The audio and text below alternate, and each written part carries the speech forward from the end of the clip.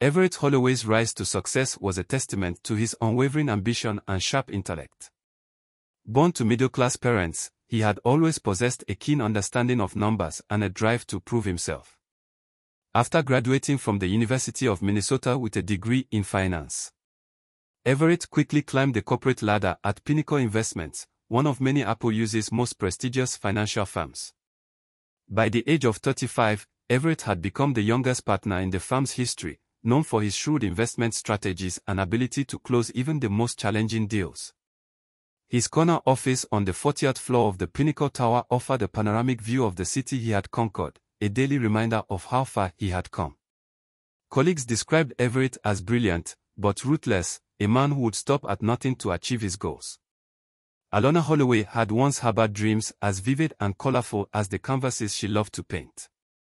The daughter of a renowned art professor at the Minneapolis College of Art and Design, Alona had shown promise as an artist from a young age for abstract paintings with their bold strokes and emotive use of color. Had garnered attention in local galleries during her college years. However, the practical concerns of adult life had slowly eroded her artistic aspirations after marrying Everett at 24. Alona found herself swept up in the world of corporate wives, charity galas, and country club memberships. Her paint-stained jeans and eclectic studio apartment were replaced by designer dresses and a showcase home in Maple Grove, while she still painted occasionally. Her works now adorn the walls of their home rather than gallery spaces, a constant reminder of the path not taken. To the outside world, the Holloways were the epitome of success. Their annual Christmas parties were the talk of the neighborhood. Everett and Alona moved through social circles with ease, he with his sharp wit and she with her warm smile and effortless charm. They were fixtures at charity events, always ready with a generous donation and a quotable soundbite for the local press. Yet behind closed doors, the cracks in their relationship were becoming increasingly difficult to ignore. Everett's long hours at the office and frequent business trips left Alona feeling isolated and unfulfilled. She yearned for the passion and creativity of her youth. Feelings that seemed increasingly distant in the face of endless social obligations and the pressure to maintain their immaculate image. For his part, Everett found himself growing frustrated with what he perceived as Alona's lack of ambition. He couldn't understand why she wasn't content with the life he had provided, why she still clung to her hobby of painting, when she could be networking with other corporate wives or involving herself in more prestigious charitable causes. Dominic Reeves had always been a man caught between two worlds. Raised in a blue-collar family in North Minneapolis, he had learned the value of hard work from an early age, helping his father with plumbing jobs on weekends and during summer breaks. His natural aptitude for the trade, combined with his father's tutelage, had made him one of the most sought-after plumbers in the Twin Cities by his late 20s, but Dominic possessed another gift. One that seemed at odds with the gritty nature of his chosen profession, fleshed with chiseled features, piercing green eyes and a physique honed by years of physical labor. Dominic had the looks of a model straight out of a fashion magazine. It was a passing comment from a satisfied customer, the wife of a local talent agent, that led Dominic to explore this other side of himself. Soon Dominic found himself living a double life. By day, he donned work boots and carried a toolbox, expertly navigating the intricacies of pipes and fixtures. By night and on weekends, he slipped into designer clothes and struck poses for cameras. His image gracing local billboards and magazine ads. It was on a sweltering Tuesday in June when Dominic first crossed paths with Alona Holloway. A routine call about a leaky faucet brought him to the house. As Alona opened the door, Dominic was struck by her natural beauty. As Dominic walked on the faucet, the two fell into easy conversation. Alona, starved for intellectual stimulation, was surprised and delighted by Dominic's knowledge of art. He spoke passionately about a recent exhibit he had seen at the Walker Art Center. His eyes lighting up, as he described the interplay of light and shadow in the paintings. For the first time in years Alona felt truly seen and heard. As Dominic packed up his tools, their eyes met, and a spark of connection passed between them. Little did either of them know that this chance encounter would set in motion a series of events that would irrevocably alter the course of their lives. In the weeks following their initial encounter, Alona found herself inventing reasons to call Dominic back to the house, a stubborn clog in the guest bathroom, a mysterious knocking in the pipes, a sudden need to update the fixtures in the powder room. Each issue, no matter how trivial, became an excuse to see the handsome plumber again. Dominic, for his part, was all too happy to oblige. He found himself looking forward to these service calls more than any modeling gig or high-paying plumbing job. Their conversations during these visits grew longer and more personal. Alona confided in Dominic about her abandoned dreams of becoming an artist, while he shared stories of his struggles to balance his two careers and find his place in the world. One afternoon, as Dominic was finishing up some work on the main floor bathroom, Alona invited him to see her art studio, a converted sunroom that Everett had grudgingly allowed her to use for her hobby. As they stood surrounded by her canvases, some finished and others works in progress, Dominic was struck by the raw motion evident in her brushstrokes. Without thinking, he reached out and took her hand, telling her how talented she was and how she shouldn't give up on her dreams. The touch of his hand sent current through Alona's body. Before either of them fully realized what was happening, they were in each other's arms, years of pent-up longing and desire pouring out in a passionate kiss. From that moment, Alona and Dominic's relationship evolved into a full-blown affair. They seized every opportunity to be together. Their encounters a heavy mix of physical passion and emotional connection. Dominic would arrive under the guise of performing routine maintenance, and Alona would lead him to her studio, where they would lose themselves in each other's embrace. As the weeks turned into months, their relationship deepened. Dominic encouraged Alona to start painting again in earnest, and she found herself rediscovering her love for art. But their happiness was always tinged with the knowledge that what they were doing was wrong. Alona was racked with guilt over betraying Everett, even as she acknowledged to herself that their marriage had been emotionally over for years. Dominic struggled with his role as the other man, his working-class background making him feel like he could never truly be a part of Alona's world.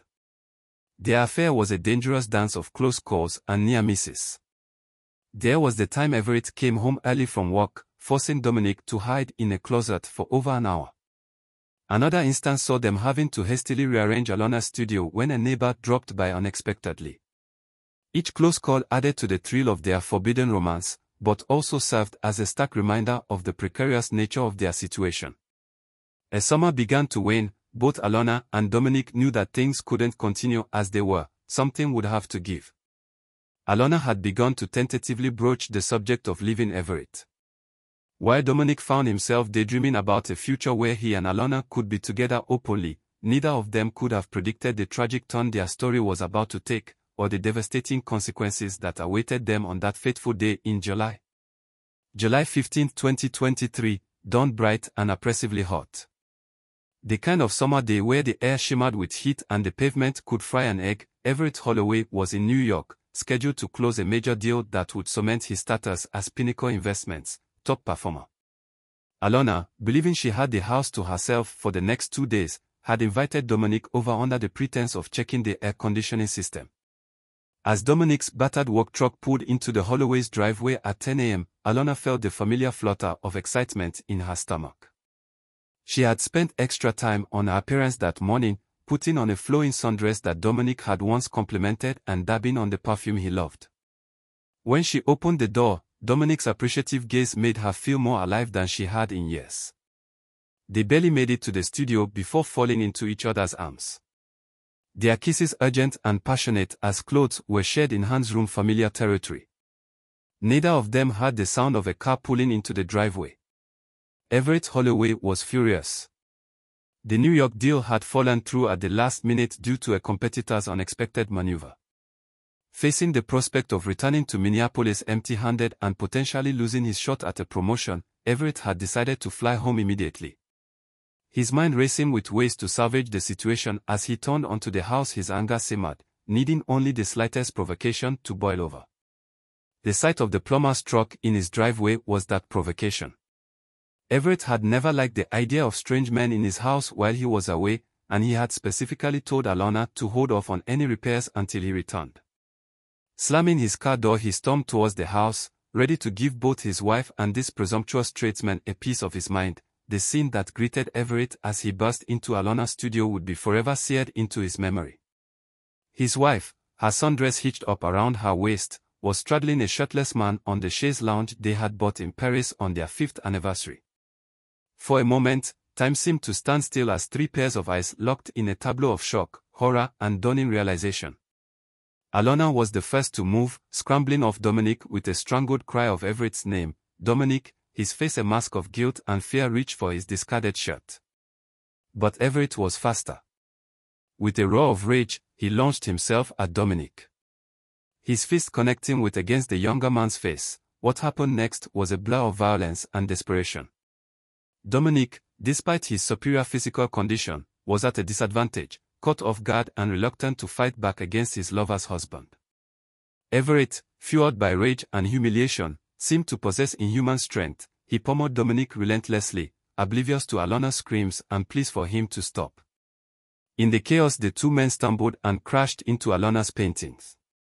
Canvases fell, easels toppled, and art supplies went flying. A heavy marble sculpture, a wedding gift from Everett's parents, teetered on its pedestal before crashing down onto Dominic's head with a sickening crack. The sudden silence that followed was deafening. Dominic lay motionless on the paint-splattered floor, blood pooling around his head like a macabre halo.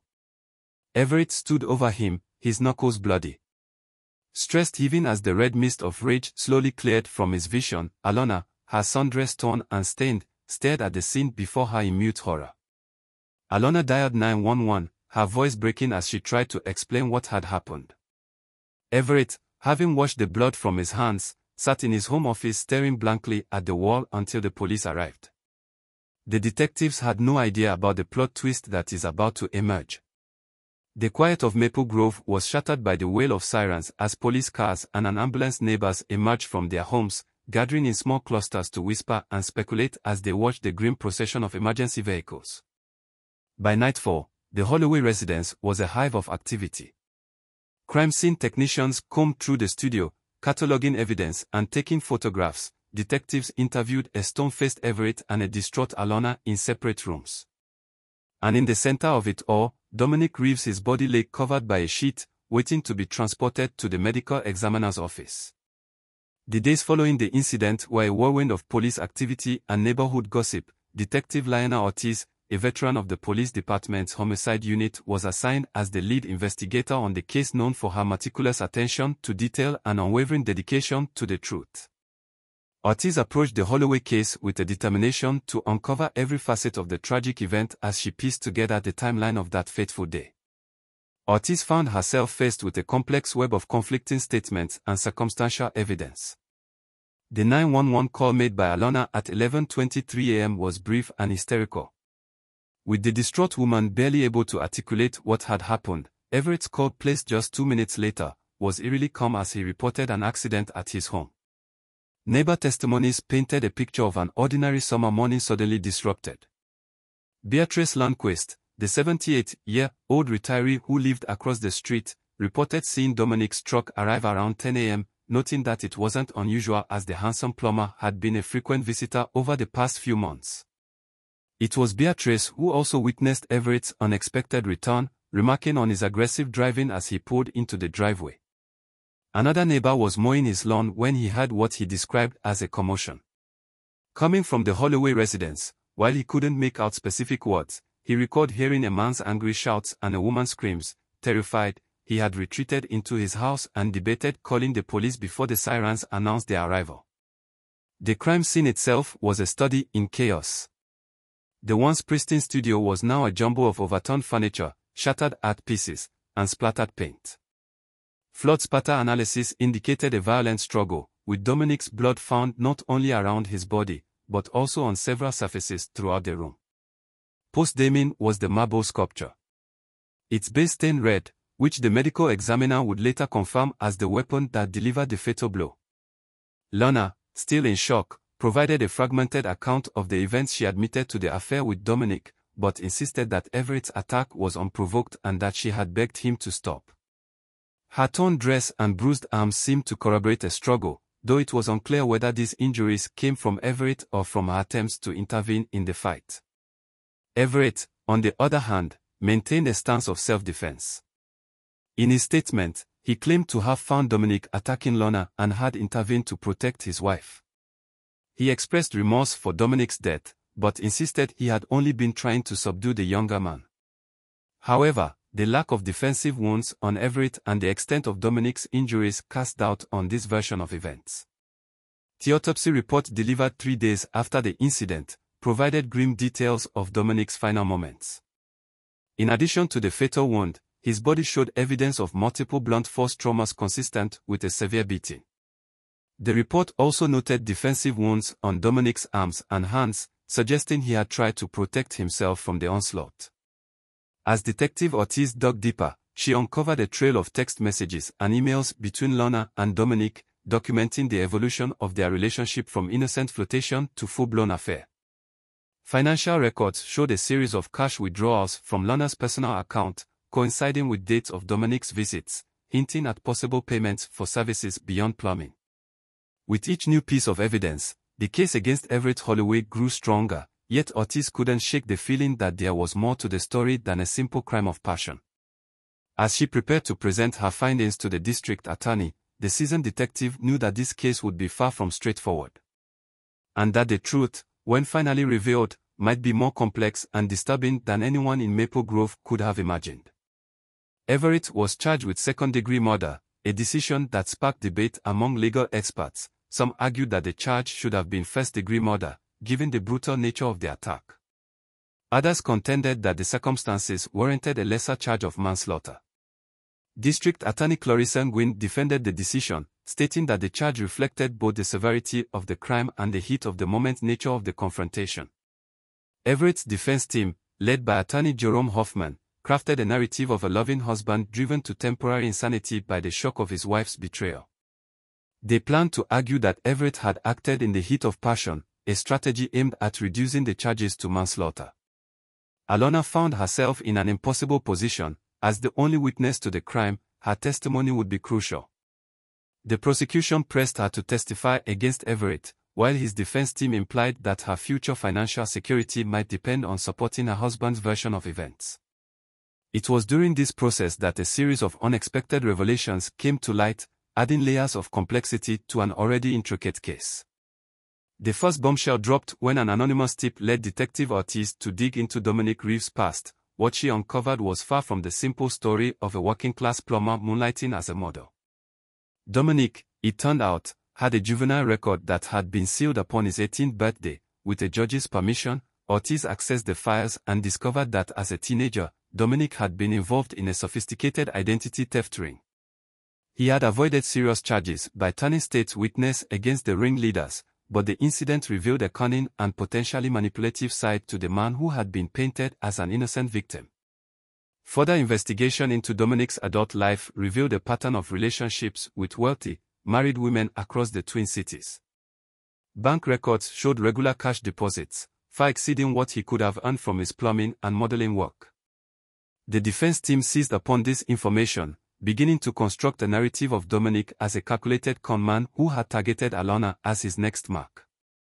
What made this discovery even more shocking was the apparent connection to Dominic Reeves. One of the shell companies used in the embezzlement scheme was registered to an address that had once been Dominic's residence.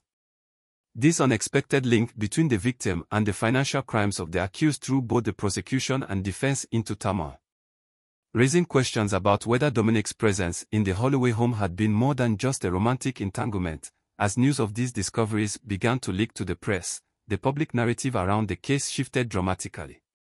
The story of a simple love triangle gone wrong evolved into a complex tale of financial misdeeds, possible blackmail and long-held secrets. Speculation ran rampant. Had Dominic discovered Everett's embezzlement and been using it to blackmail him? Was Alona somehow involved in the financial scheme? Had Everett's unexpected return home interrupted more than just an affair amidst this whirlwind of new information? Alona Holloway found herself under increased scrutiny. Her initial portrayal as either a victim or a cheating wife was replaced by questions about her potential complicity in her husband's financial crimes. Investigators revisited her background, paying particular attention to her abandoned art career and the timing of her marriage to her. It was an old college friend of Alona's, now an art dealer in Chicago, who provided another piece of the puzzle.